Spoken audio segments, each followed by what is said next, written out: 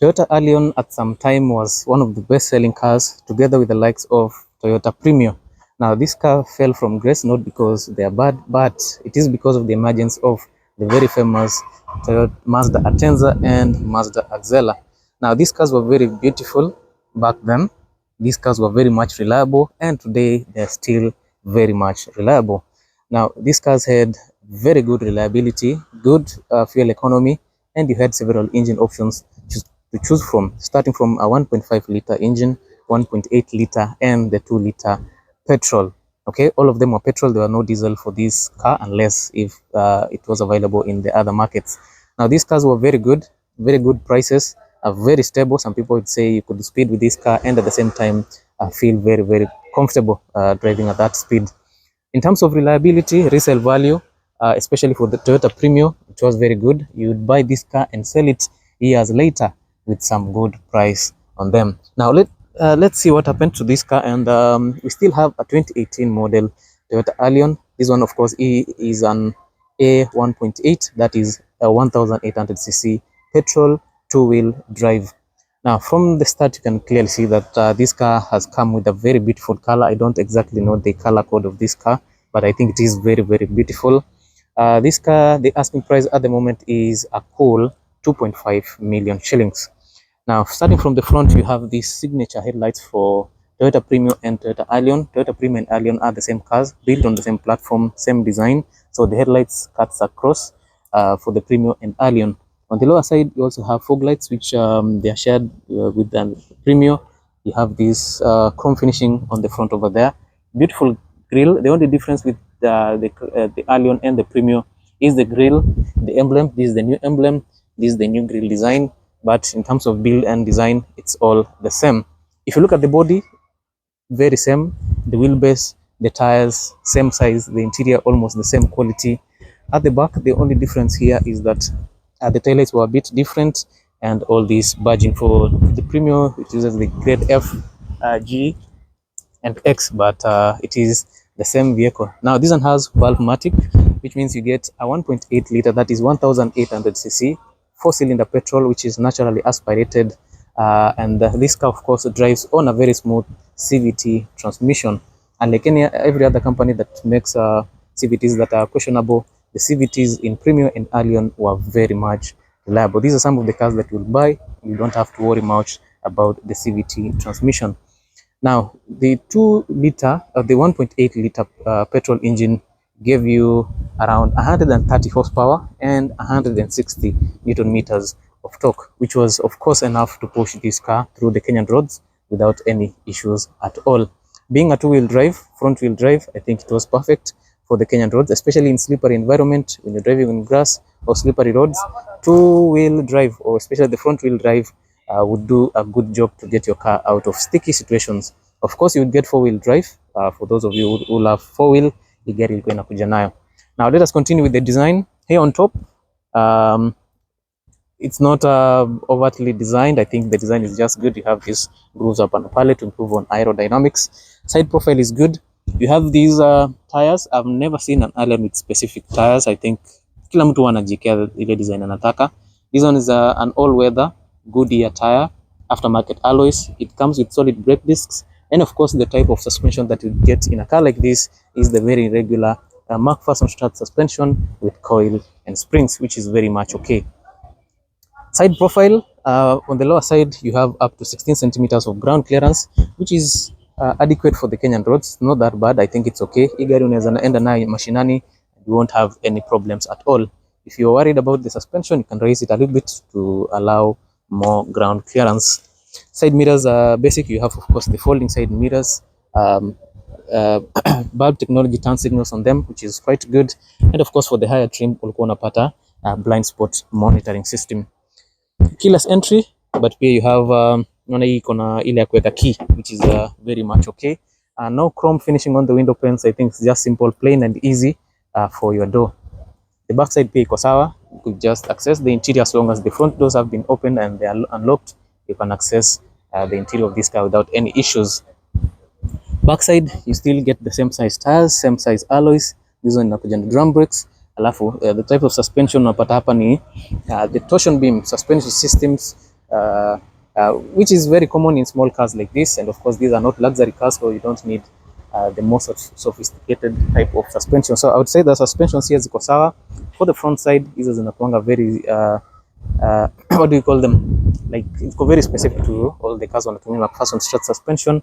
For the luxury cars wanatumia air suspension na maybe double wishbone suspensions. Otherwise they are very good. I love the taillights hapa zinakaa poa. But it's nothing futuristic, it's nothing out of the ordinary. I think it's just a design yenye wao wenyewe wameamua kujitengenezea, which is very very good. So of course it is an Allion, kuna chrome finish hapa ya chromed Toyota emblem, A18 1.8 liter, alafu of course it has the valvematic technology which kind of improves on the fuel economy. Sawa, na ukiangalia ndani the tailgate kuna boot inafungulia na wapi, somehow I can't open it, but it is what it is. I wanted to show you the boot space but kidogo imekataa. Now this one is a 4-wheel drive. Of course nilikuwa nimeongelea mambo ya 2-wheel 4-wheel. We can now say that this one is a 4-wheel drive Toyota Allion. Sawa, acha tuangalie the interior because I know this is where you guys want to see. It's a very beautiful car with beautiful interior. Inakujanga na several colors. Unapata black interior, unapata beige interior with wood trims. So these specific ones, of course, unaangalia inakuja na plastic door. Kuna hii fabric material hapa iko very soft, synthetic leather hapa. Kuna hii wood accents hapa na pale, power door controls, chrome plated door handle. Of course kuna central door lock yako iko hapa. Storage space, some speakers pale, not the best quality but they serve the purpose. Ingia ndani, this is how it is. This is how it looks like. The inside, nothing futuristic, but I think it's very good. The design is well built. I like these seats. For the Allion and Premium, their seats are very comfortable with this soft material here. For the higher trims, of course, unapata inakuja na leather, but these entry levels, unapata most of the time ni fabric. And of course, the seats are manually adjustable, which is very much okay. I have no complaints about that. Fuel cap na tailgate ulikuwa unafungua na hapa. Alafu bonnet of course kama kawaida ulikuwa unafungua na pale mbele. Sawa. Ukiingia hapa ndani, this is how it is. Steering wheel yako iko sawa. This is the steering wheel. It looks beautiful. This one has has controls on both sides of the steering wheel. No cruise control on this one. Controls for your wipers. Hapa kwingine controls for your headlights. And then some nice air vents, of course, wood trims, controls for your headlights pia, side mirror controls ziko hapo. And then unaangalia ni key ignition na ukiangalia pale ndani you get the Allion animation pale, which is very very good. Unaangalia your RPM meter 8000, ingine ni check the oil temperatures and all that. 142,000 kilometers mileage.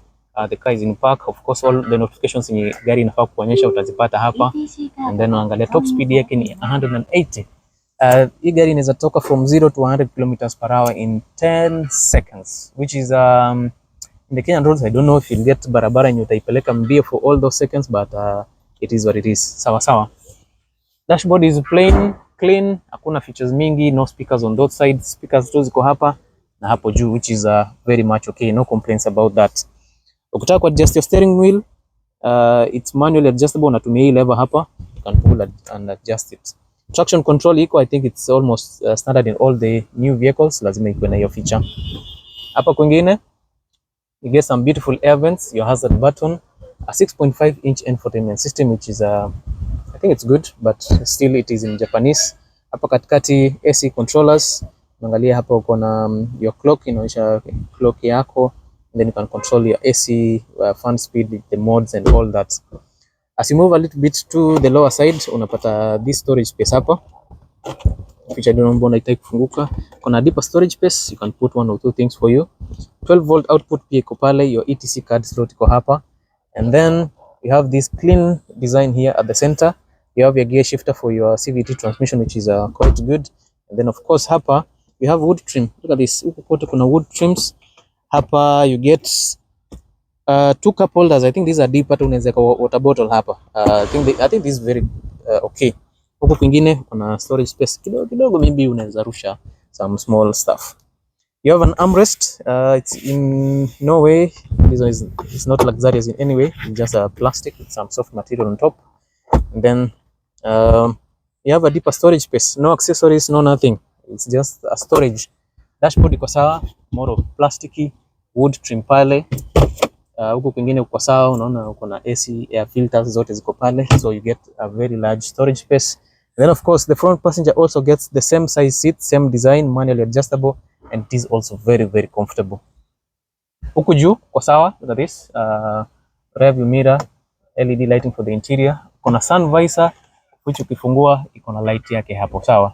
So I think it is very much okay. I have no complaint about that at all. Sawa. Now let me show you the back side. Let us see the back side. Huko ndio mahali wazee wanapenda kukaa. Kama uko na kijana kupandishia gari, that's it. Everything is good. Same design as the driver's door minus all the controls. You can do one control for your windows, storage space for your water bottles, speaker iko hapo, and then of course look at this, look at the back side. Look at how spacious this car is. Nimesongesha hiyo kiti ifitile the natural space, but I think this one is very very comfortable. Look at these seats. Very very comfortable seats. I have no complaints about that. Inakuja na headrest with some beautiful soft fabric hapa. I get the biggest space out of almost all sedans. Angalia zinaweza nyorosha mguu na driver bado atakuwa amekaa comfortably. In case ukipata ile nye driver amesukuma seat yake all the way to the back, this is what you get.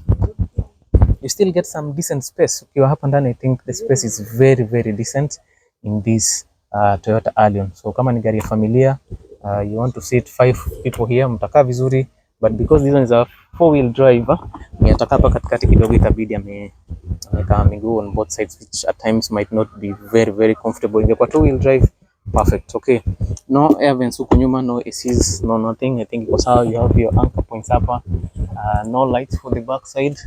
I don't know why. Kuni mahali pa kujishikilia. The back side, I think there are several speakers on this side, which is very much okay. So kama wewe ni mtu wa Allion Premium na umekuwa ukitafuta gari, I would say your car is here. It's a beautiful vehicle, iko na kila kitu, top quality, no issues at all. I have no complaints about this car. It's just a simple car. Kama utagari haitakusumbua, you want a car that will stay with it for so long, you can go for this one.